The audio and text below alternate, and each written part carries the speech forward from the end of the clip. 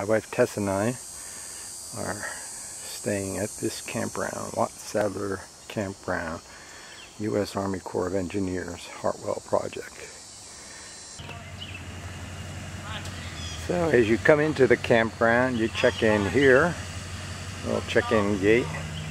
One thing about all these Army Corps campgrounds is you don't have a code for the gate. They actually lock it at 10 at night and open it at 7 in the morning, so you can't come in later. If you do, you gotta just park outside, I guess, and walk in. But that's the way they do it at the Army Corps campsites versus some of the state parks where you have a combination code to get in. And one of the local people here sells firewood out front, which is a pretty good idea. At this place, and it's pretty reasonable, 50 cents a piece, and you know, there's some pretty good sized pieces and very good wood, some nice oak in there, so you know, it's pretty worthwhile.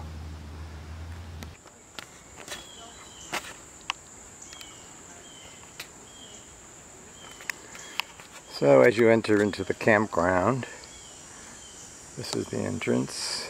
As we go through the entrance, there's a playground over there for the kids, and over there is one of the bathhouses, showers. On your right, on the left is the shower and bathrooms. On the right is a dump station. You do your dumping every morning. There's another playground on the left. Lots of playgrounds for the kids. I think there's still another part of the park. We're coming up on the first loop, really. Sites 1 to 8.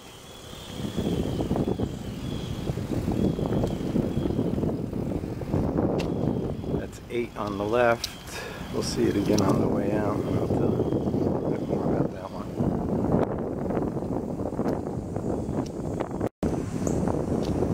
So that's site 1. And it's a pull through.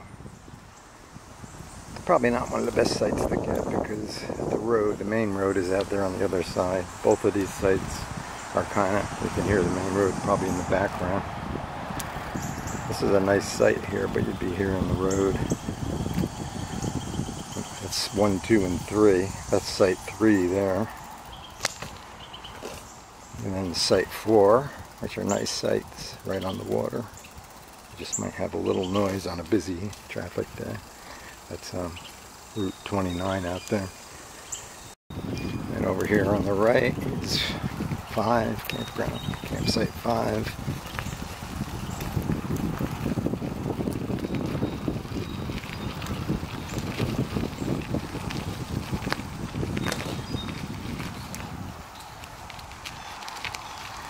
Campsite 6, this is kind of a nice one.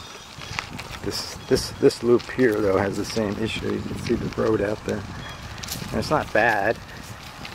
It's not that heavily a traveled road, but your sites do hear that. This is a very roomy site, so I mean, I wouldn't hesitate to take it. Really, the road's not that bad. See how nice you got your own little beach. Any one of these sites where the water is, you could swim right off the campsite. That's another little site. I did the number as I go around. A nice little spot. There's not too many bad sites on this whole park. I think there's only 51. That's number 7. Nice location. Easy in and out. And this is that site number 8 that we saw on the way into the loop. And it has a little picnic area that's down below, so if you want to set up your canopy from your RV over a table, you won't be able to do it at this site, but if you have a little pop-up tent or something, you could set it up then, that canopy, or if you come with somebody that has a tent, You could have the RV up here and have the tent down there. It's a nice site.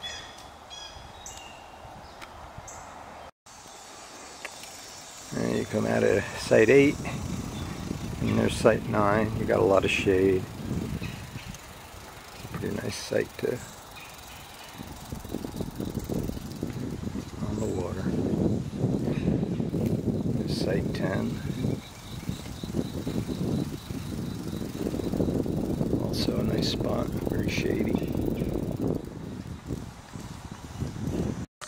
And this little section here has 3 sites. 11 to 13 are in here. So they all have the same little road to go into them. But they're pretty separated pretty well. So 11 is to the right. It's not an on the water site. It's still a nice site, not far from the water. 12 is over there.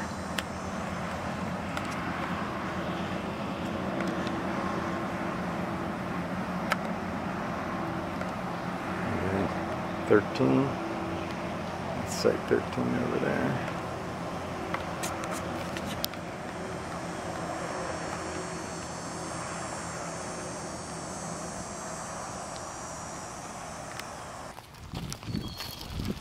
So site 14 is a pull-through. It's a nice spot. It's also one of those spots where the picnic table is down on a second level. But you do have a nice site. It's big and nice little beach area there.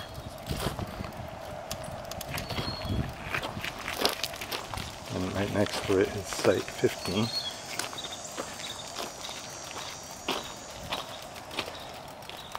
And this one you have your table and your barbecue up on the same level as your RV or your tent, so you'd be able to be closer to the tent or the RV.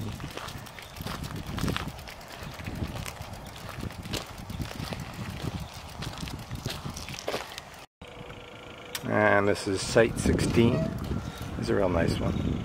Another pull through. And lots of shade. I'm sure you see a nice sunset from this spot because it's right directly across. The sun comes up.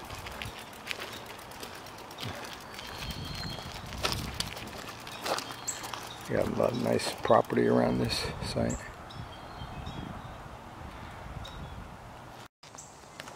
Yeah, over here, at this spot, site 17 to 21.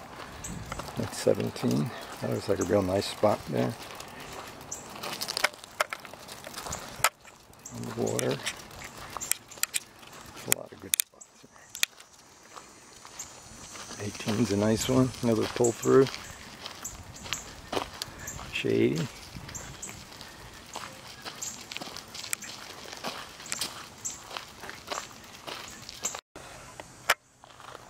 Site 19, on the water, not as much shade. It's a pull through, it's a big site.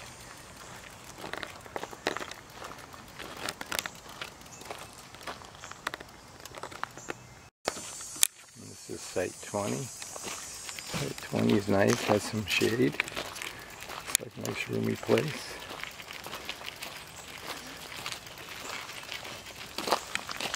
And that's site 21.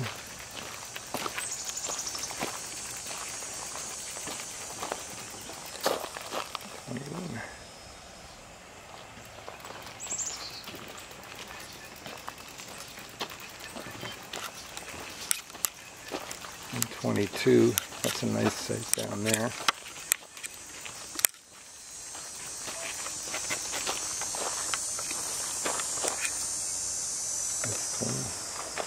You can see out there, people bring their jet skis or wave runners, and all they got to do is put them in the water, anchor them by their campsite.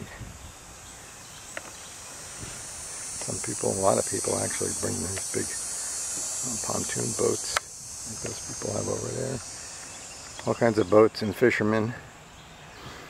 and they just anchor them by their campsites for the duration. There's plenty of parking places to park trailers, and it's a neat place. Straight ahead there, that's site 22, and then 23, probably the least favorite site. It's over there on the left. It's a pull-through. That's it. But there's access. There's stairway down to the water from there, but you really don't have a view of the water. If you're going to spend any time here, it's nice to have a view of the water. Unless that doesn't matter to you, then it's an easy pull-through. This is sites 24 to 28. This is on the other side of the park. When you come into the entrance, you would turn left. That's site 24 there. I have to walk this because this is kind of steep.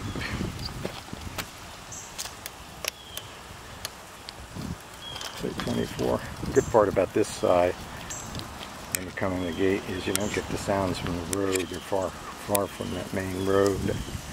Goes around the reservoir, and it makes a difference. This is site 25, and very shady. Site 27, I must have missed 26, it was between 25 and 27. Anyway, that's a back in site. There's 28.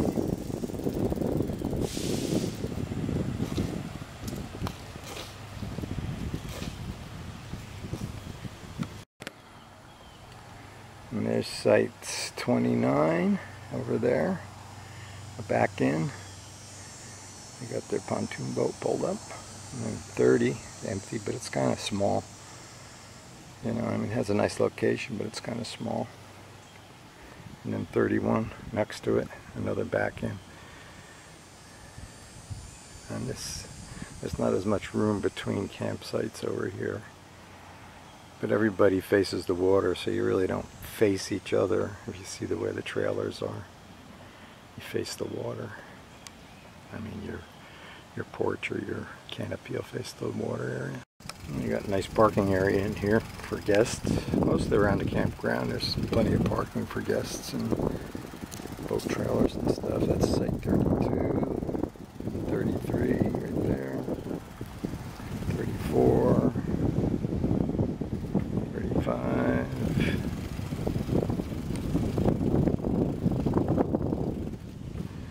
It's 36. 37 is a double site. So I guess it's 37 and 38. When you rent that site, you have to get both sites.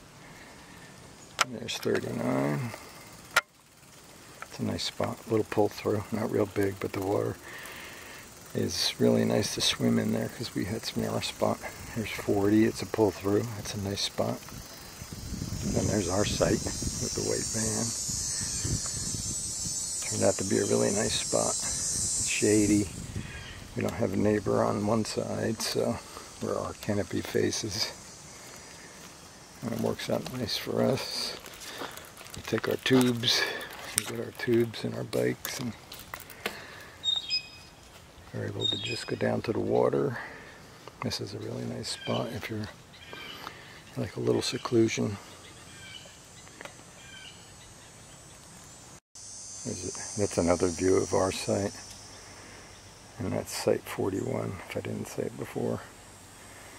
And from there it's kind of nice and close to if you want to use the showers or the campground restrooms and showers. They're close by. And a nice little parking area here for guests. And straight ahead is the boat ramp. And to the left is 42. Sites 42 to 47. I'll show you some of the boat ramp area. A really nice area for lunch and boat. A lot of people seem to bring their boats and wave runners and park them by their campsites. It's just beautiful water. The lake is so big that nobody gets in each other's way.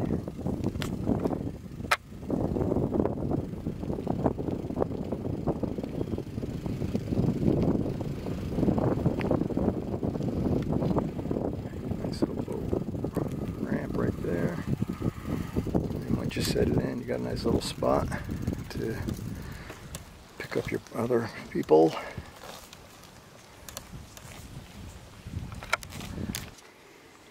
So this is site 42, another one of those double sites where you have to rent both of them, so it costs double, which is not much, really. I think the standard price is $32 a site, so you'd have to pay twice that, $64. And if you have the National Park Senior Citizen annual pass, you pay half that, so you get the whole thing for 32 bucks a night. A lot of space there. It's great if you got a family or a couple of friends and a couple RVs and tents. And there's site 44. That's a nice spot. You see more pontoon boats and kayaks and floats. And this is site 45. It's a nice shady area. This area is much quieter, farther away from where the main road is on the other side of the park too. Nice shady spots. That's site 46. There's site 47. It's a nice roomy spot in the shade. There's site 48.